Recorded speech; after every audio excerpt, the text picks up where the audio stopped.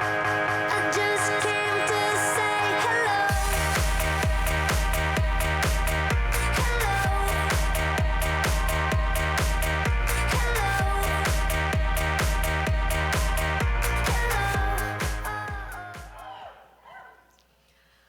After I graduated college, I moved back to DC, and like any underemployed liberal arts major, I decided to focus my time and energy on finding love.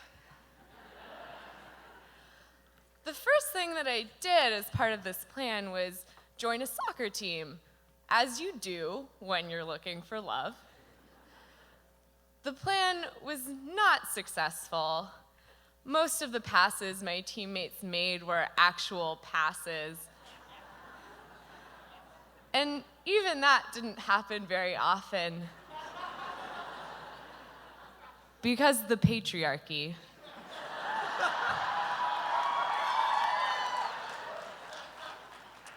One night we were playing and I was running up the center of the field and one of my teammates crossed the ball in from the side. And I realized the ball's coming right at me and I think, this is my chance. I'll kick this ball, I'll score a goal, I'll finally prove myself as a soccer player, and some guy on my team will finally notice me and think, she's a really good soccer player. Maybe she should be my girlfriend.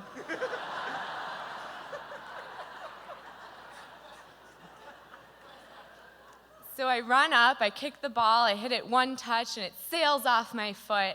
And for a second, I know it's a goal. And then it hits a defender's shin, ricochets up, and hits me in the face. And the vision in one eye instantly goes dark. And I know it's bad because my fellow girl teammates are coming up to me and I'm covering my eye and they're like, show us. And I'm like, no, I think I'm okay. I'll just keep playing like this, it's fine. And then they get me to take my hand away and I do. And they look at me and they're like, oh my God. It's fine, you'll be fine. You look great. So I go to the emergency room and I see the on-call ophthalmology resident. And as he's examining my eye, he's asking me where I'm from and what I do. At the time, I was a temp at NPR, and my only task was editing old web copy for a new website, which really just involved deleting Oxford commas.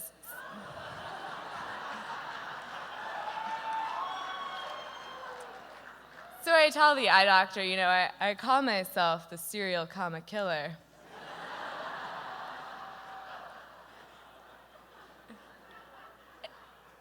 And he laughed in a way that indicated, A, he knew what a serial comma was, and B, that he set a very low bar for puns. And somewhere through the haze of fear and a concussion, I thought, he likes grammar too. Nice. My eye doctor tells me that my eye is seriously injured. My eye's bleeding and the pupil's being obscured by blood, which is why I can't see.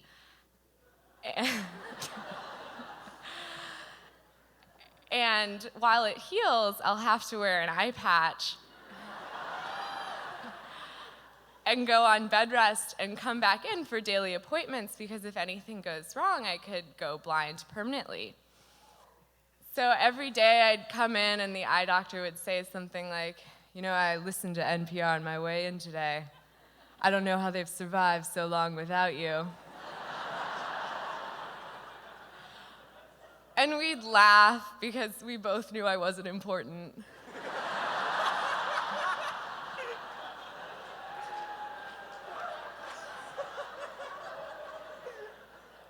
And then I would follow up with really specific questions about ophthalmology because I spend a lot of time on WebMD ordinarily, and having something diagnosably wrong with me had only lent a sense of purpose to my hobby. And it was during these daily appointments I started to realize that my eye doctor was literally and figuratively a sight for sore eyes.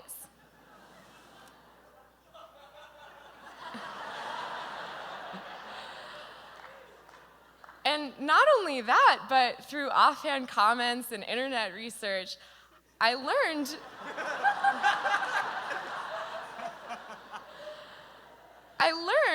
we had a lot in common. He grew up in Maryland, I grew up in DC. Based on graduation dates, I estimated his age to be somewhere between 28 and 31.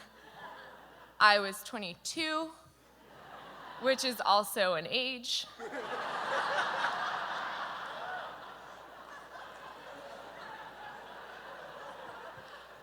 Before going to med school, he taught high school. Around that same time, I attended high school as a student. He was a doctor, I was a hypochondriac. We just made sense.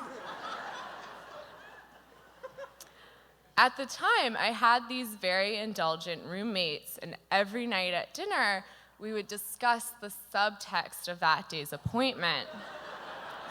And I would say things like, you know, I think my eye doctor likes me because he always asks me how I'm feeling.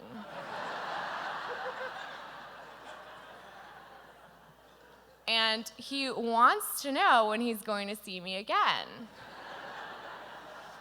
And like, sometimes when we're together, like, we don't even have to talk. We can just gaze deeply into each other's eyes.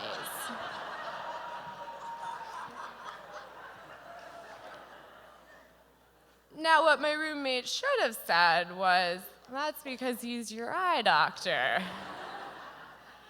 Instead, what they said was, of course he likes you. You're great. We love you.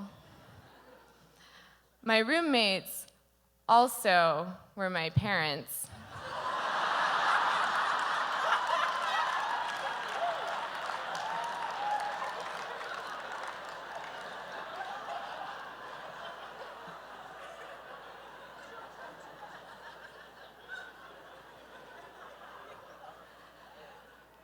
One night I suffered a setback and my roommate father had to rush me to the hospital at 2 a.m. And after the doctor was done checking me out, he said, you know, we have to stop meeting like this. And my dad and I look at each other and we're like, nice. Because obviously, that means that we should start meeting in some other way.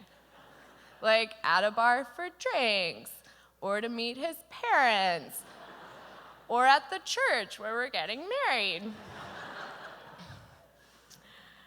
And so I begin to think maybe that crossed soccer ball wasn't my chance to impress the soccer guys. Maybe it was my chance to meet my eye doctor. Maybe the ball that blinded me is actually Cupid's arrow. Maybe this is my destiny. So a couple weeks later, as my final appointment arrived and it became time to say goodbye to my doctor forever, I decided that instead I would ask him out. And I talked to a lot of people, friends, family members, roommates, and we brainstormed a plan. One of the first plans that we discussed was that during my final vision test, I should just say, sorry, doc, all I can see is you and I.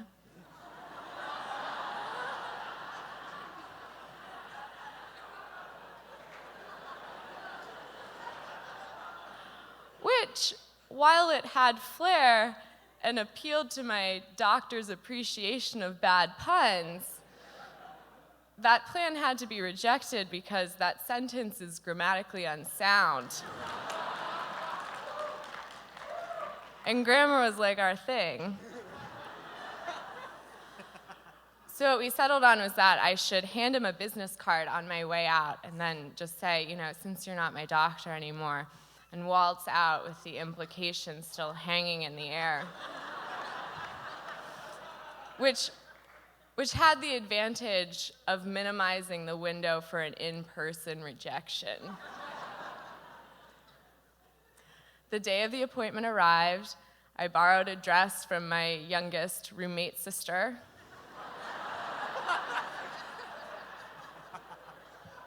And it was just a little too tight and a little too short because she was 14 and I was an adult. But the important thing was that it had a pocket into which I then put my business card, which actually was not a business card because I was a temp. What it was a card that we had stuck in my high school graduation announcements, and it was shaped like a business card, but all it had on it was my engraved full name. And I had painstakingly handwritten my number next to it.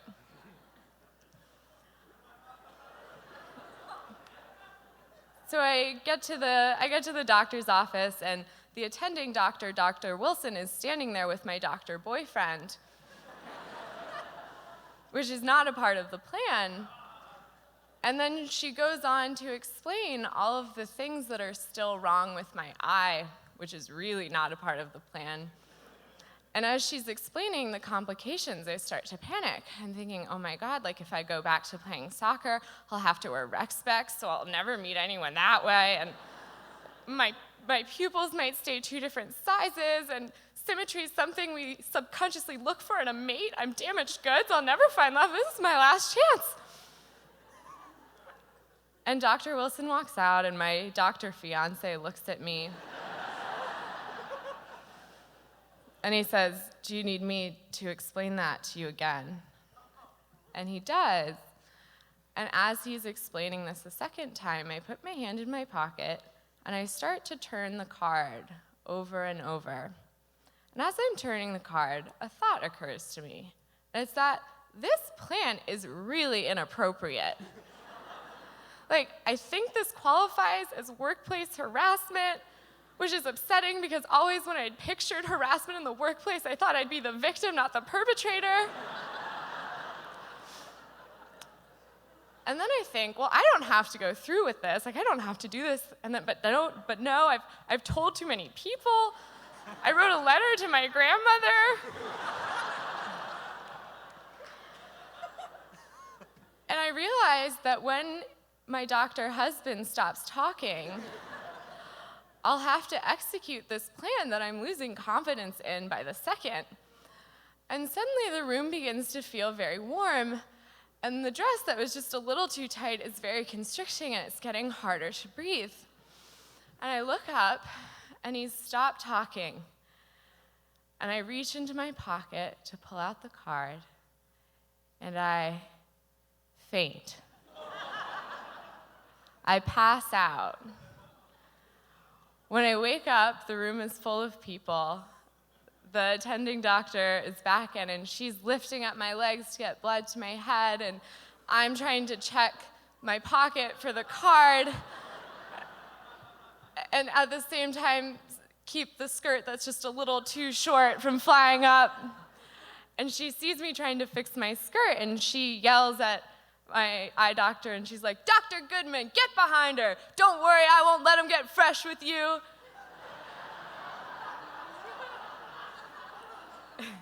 And I'm like, I wish you would get fresh with me.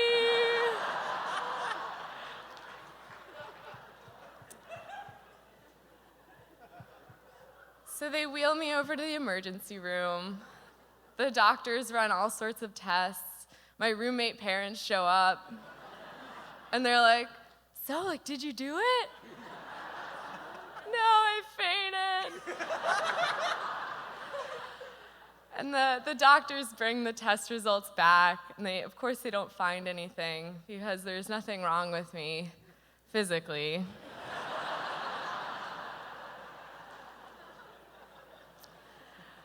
And my parents take me home to the family group house.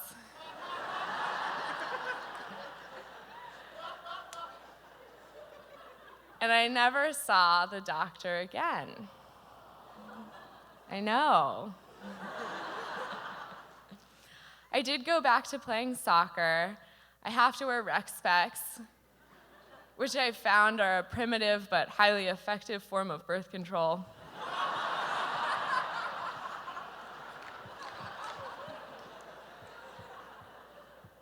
So I've not met anyone that way either, but I'm keeping my good eye open. Hey, I just met you.